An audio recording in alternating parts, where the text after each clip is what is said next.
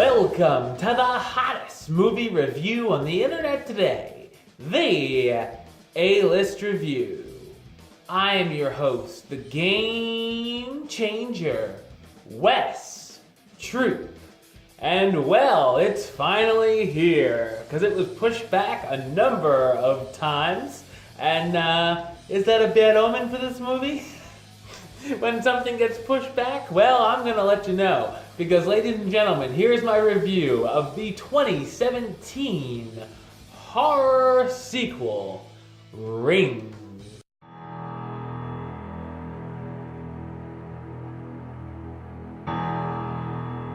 When a teenage girl doesn't hear from her boyfriend who went away to college, she visits the university to see what's going on.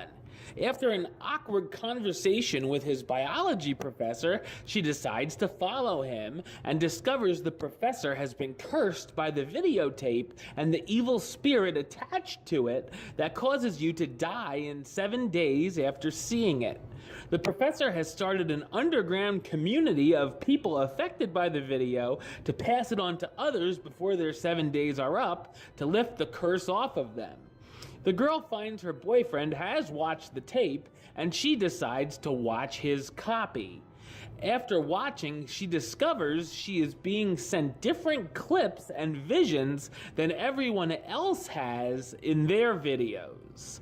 So what did I think of Rings? I thought it's an awful horror sequel. The film opens with a scene on the plane that doesn't have much to do with the rest of the movie, with someone who has the curse as one of the passengers talking about it to someone else. When the plane crashes, so does the movie. There's nothing remotely scary to be found here at all. The video the characters watch is creepy, but we've seen it before in the other films, as well as Samara coming out of the television. It's all old hat by now, and actually looks even cheesier than it did in the past. It's filled with every annoying horror movie trope you can imagine, from the jump scares that are just colossal failures or eye-rolling death scenes to the unneeded fake-out dream sequences. I will say it's the most I've laughed in theaters in a long time, even if it was unintentional laughter. There's a scene that begins with an umbrella opening up that's supposed to be a jump scare where I just totally lost it and I began crying from laughing so hard. The story could have been interesting if they would have gone a different direction, following different characters than the main protagonists were stuck with. It mostly is just a rehash of the original film and rips off other recent horror films like It Follows and Don't Breathe, which of course are miles better than this. The characters go to Samara's hometown to try to find out some information, and the scenes right here range from highly predictable to boring.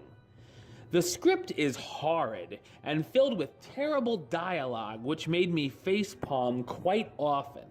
The characters are some of the dumbest I've seen in a long time, or the most obviously shady characters you could ever meet. The acting here is dreadful. The newer actors emote and read their lines like a Twilight movie, and the veterans are phoning it in so badly it looks like they're reading off of a cue card. The main character talks to herself out loud so many times to give us unnecessary exposition, like, "You were her mother. She was your daughter." That's literally how she sounds in the movie. The cast, speaking of the devil, the cast stars Matilda Anna Ingrid Lutz as Julia, the teen who sacrifices herself and is cursed by the video to let her boyfriend off the hook. Alex Rowe as Holt, Julia's boyfriend who is tricked by his science professor into watching the video and now must find someone to watch it before his 7 days are up. Johnny Galecki as Gabriel, the professor who's cursed by the videotape he finds at a flea market. Amy Teagarden as Sky, Gabriel's girlfriend looking to get rid of her curse. And Vincent D'Onofrio as Burke, a blind man in town who knows information about Samara. Rings might be entertainingly bad enough for a bad horror movie night at home, but is certainly one of the worst horror movies I've seen in recent memory. Well, let's see. What shall I rate this one? I think you know it. Rings, I got 2 words for you. Suck it. All right, well, that's the show. I'll be back with another review very soon. I will be checking out The Space Between Us this weekend, another movie that was notoriously pushed back a number of times. So, yeah, there's that. As well as whatever else I catch this weekend. But until then, don't forget to subscribe right here on YouTube. youtube.com/westside515. You can like the show on Facebook, facebook.com/WestTruePlaylist. And of course, you can follow me on the Twitter and the Instagram @WestAlist. Until next time, Troop out.